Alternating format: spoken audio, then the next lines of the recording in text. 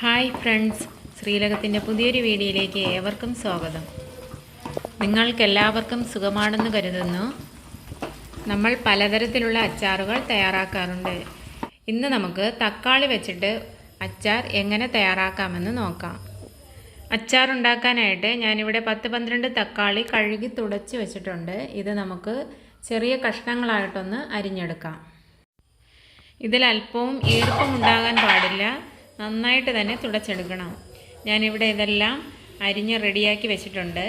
ഇനി നമുക്ക് വേണ്ടത് കുറച്ച് നല്ലെണ്ണയാണ്. ഇതൊരു പാനിലേക്ക് നമുക്ക് ഒഴിച്ചു കൊടുക്കാം. എണ്ണയൊന്ന് ചൂടായി വരുമ്പോൾ അതിലേക്ക് കടുക് ഇട്ട് കൊടുക്കാം. അതിനുശേഷം ഒരു സ്പൂൺ ഉലുവ കൂടി ഇട്ട് കൊടുക്കുക. അപ്പോൾ ഞാനിടുന്ന വീഡിയോസൊക്കെ നിങ്ങൾ കാണുമെന്ന് പ്രതീക്ഷിക്കുന്നു. വീഡിയോ ഇഷ്ടപ്പെടുകയാണെങ്കിൽ ഒരു ലൈക്ക് തരാനും മറ്റുള്ളവരിലേക്ക് ഒന്ന് ഷെയർ ചെയ്ത് കൊടുക്കാനും മറക്കരുത്. അതുപോലെ തന്നെ നമ്മുടെ വീഡിയോ സബ്സ്ക്രൈബ് ചെയ്യാതെ ആരെങ്കിലും കാണുന്നുണ്ടെങ്കിൽ ഒന്ന് സബ്സ്ക്രൈബ് ചെയ്ത് സപ്പോർട്ട് ചെയ്യണേ. കടുകെല്ലാം ഇവിടെ പൊട്ടി വന്നിട്ടുണ്ട്. ഇതിലേക്ക് നമുക്കിനി കുറച്ച് കറിവേപ്പില, ഒരു 10ഓളം വെളുത്തുള്ളി അല്ലി, 2-3 പച്ചമുളക്, ഒരു അര സ്പൂൺ ജീരകം എന്നിവ കൂടി ഇട്ട് കൊടുക്കാം. ഇതെല്ലാം ഒന്ന് വഴന്ന് വരുമ്പോൾ നമുക്ക് നേരത്തെ തയ്യാറാക്കി വെച്ചിരിക്കുന്ന തക്കാളി അരിഞ്ഞത് ഇതിലേക്കൊന്ന് ഇട്ട് കൊടുക്കാം.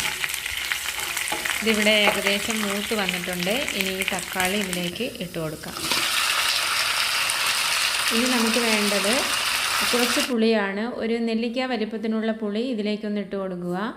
ഞാനിവിടെ പുളിന്തേൻ ഉണ്ടായിരുന്നത് കൊണ്ട് 1 സ്പൂൺ പുളിന്തേനാണ് ഒഴിച്ചു കൊടുക്കുന്നത്. ഇനി ഇതിലേക്ക് ആവശ്യത്തിനുള്ള ഉപ്പ് ഇട്ട് കൊടുക്കുക. അതുപോലെ തന്നെ ഒരു കഷ്ണം കായവും കൂടി ഇട്ട് കൊടുക്കുക. എന്നിട്ട് നന്നായിട്ടൊന്ന് വെന്തുടയുന്നത് വരെ ഒന്ന് ഇളക്കിക്കൊണ്ടിരിക്കുക. വളരെ സിമ്പിളായിട്ട് തയ്യാറാക്കാൻ കഴിയുന്ന ഒരു അച്ചാറാണിത്. നിങ്ങളും ഒന്ന് ട്രൈ ചെയ്ത് നോക്കുക. വളരെ എളുപ്പത്തിൽ തന്നെ നമുക്ക് ഉണ്ടാക്കാൻ കഴിയും. അതുപോലെ തന്നെ ഇത് എല്ലാവർക്കും ഇഷ്ടപ്പെടുകയും ചെയ്യും. ഇനി ഇതിലേക്ക് ഒരു 2 സ്പൂൺ മുളക് പൊടി, ഒരു 1/4 സ്പൂൺ മഞ്ഞൾപ്പൊടി എന്നിവ കൂടി ഇട്ട് കൊടുക്കാം.